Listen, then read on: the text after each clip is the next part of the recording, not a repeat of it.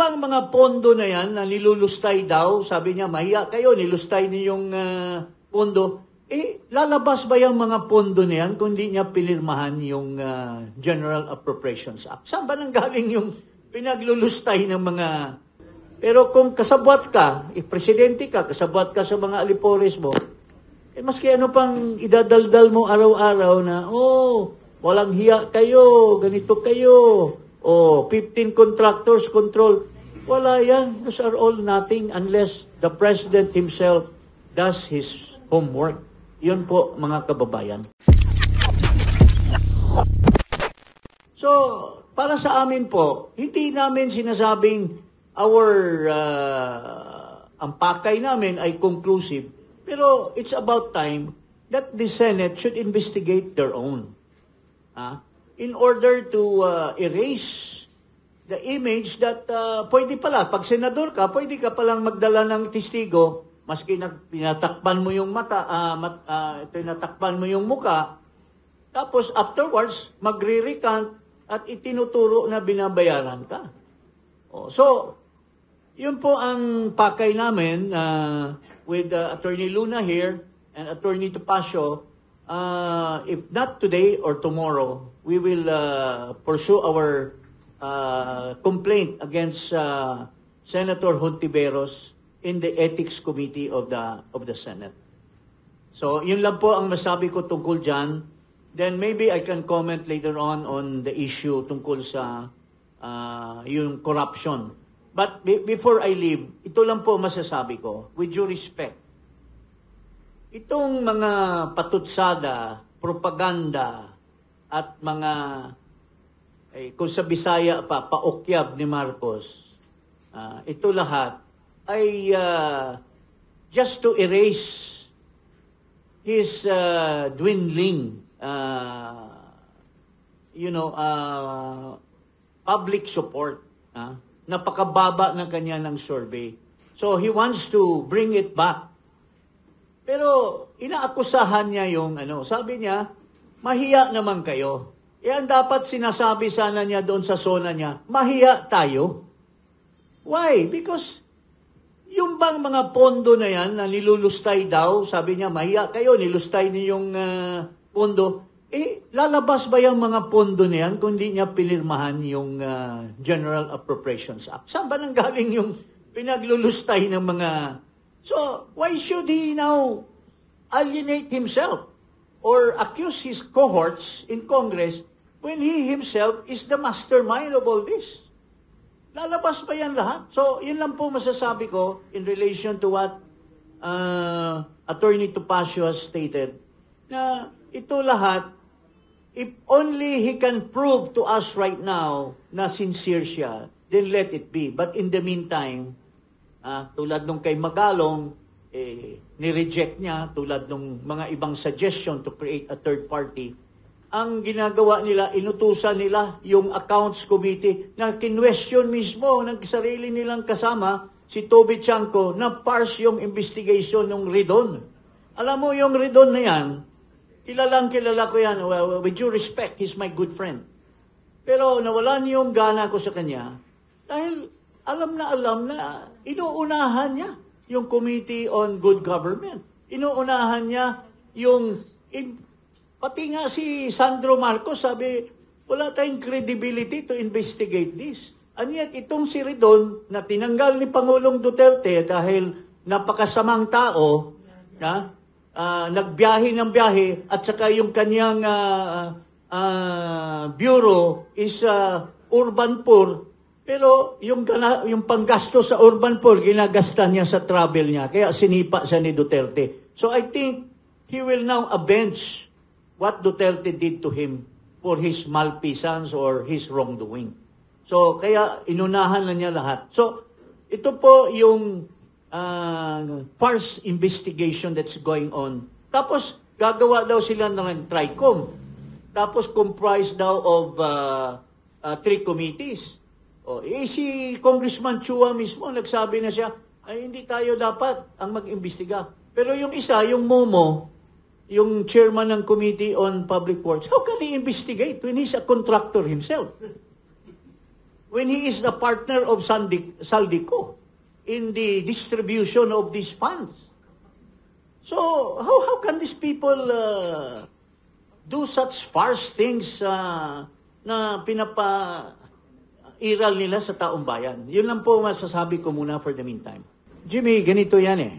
I've been a member of Congress and I've been in touch with Saldico and company. Ipagkumpare ko pang buo yan. Alam mo, ang modus operandi dyan, you cannot connect exactly the contractor to the congressman. Why? Because parking yan eh. Halimbawa, itong small committee, silang may tangay ng napaka-daming pera, bilyon-bilyon. Para kumita sila, ipaparcel out nila yan. Mga kadamihan sa mga congressman na nakakakuha dyan, 5% or ano lang. Pero the bulk goes to the bigger, the people, no? Nagpamudmud. Yung may hawak ng pera, yung whatever committee or small committee or minor committee or whatever. Pero, hindi mo malilink unless there will be a thorough investigation ng DPWH. Ang nakakaalam niyan, yung district engineer at regional director. Kung hindi tumbukin yan, hindi mo matitrace kung sinong congressman ang may tangay ng kontraktor. Kasi ang mga kontraktor binibili yung pangalan nila.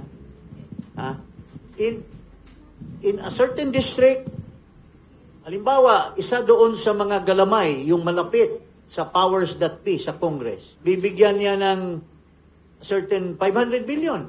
Pare, hindi ko ilagay sa district ito. Ilagay ko sa ibang district. May mga kontraktor ako na pwedeng magpahiram ng kanilang kumpanya. Lisensya. Lulutuin yan doon ang bidding. Kasi sabi, ayan, kay kuan yan ha, kay so-and-so yan, huwag niyong galawin yan. Ganun ang ano. Tapos may mga districts din na wala ng congressman. Siyempre, sino bang big shot na pondo nung pupunduhan nila yung mga district na yan? Sinong magpipili ng kontraktor? Yung may tangay ng pondo. So, doon ang ano. Kaya, kung seryoso si Marcos Jr. or Macoy Jr., whatever his name is, he should go to the bottom. Pero anong ginawa ni Terry doon? Pinasalita, briefing lang daw, pinasalita si Bunuan. Anong sabi ni Bunuan? Wala eh, walang ganung walang ganito. Siyempre. Pero if yung Truth Commission will investigate thoroughly each district, ang Kijan district kasi doon ang project either region or district. Kasi kung malaki-laki, region ang bidding. Maliit district. Pero may mga congressman na malalakas na yung 500 million pwedeng i-bidding sa district. Ganun ang proseso dyan. So, mayroon niyang tinatawag nilang parking. Halimbawa, congressman ito, sabihin mo nga sa district engineer mo, gumawa siya ng listahan ng flood control. Tapos, itong listahan niya, bibigay doon sa small committee, pupundingan yan. Pero kami ang may tangay doon sa project. Ikaw, 5% ka lang. Okay. Kasi nagpagamit ka lang ng district mo na doon ibabagsak yung pera. Thank you, sir. Thank you, Ganun sir. po. May sagot din si attorney. Even if their hands are tied, but by their voice, they can instruct the staff of the Committee on Appropriation to do their bidding. So, walang lusot yan. Until may reform talaga, ang number one reforma dyan, yung presidente na magiging tunay na reforma ang gusto niya. Hindi lang yung sasabihin niya na, oh, I will veto that. Tapos, after na may mga blanco yung ibinito niya, 21 billion lang. Yung hundreds of billions yung involved doon sa insertion. So, until such time, sabi niya, ibalik. He could have done it in 2025. Binalik sana niya sa BICAM or binalik niya sa committee level. Kung mayroon siyang political will. Oh, pero hindi niya ginawa eh. And yet, sinabi ni Toby Chanco, out of the 210 billion, nag-release pa rin siya ng 110 billion. At yun ang pinamudmud daw doon, sabi ni Chanco, doon sa mga pumirma ng impeachment. Na kay Pangulong Marcos yan. Hindi yan sa Congress. Kasi mayroon tayong sinasabi, matagal na panahon pa namin sa Kongreso, yung sinasabing,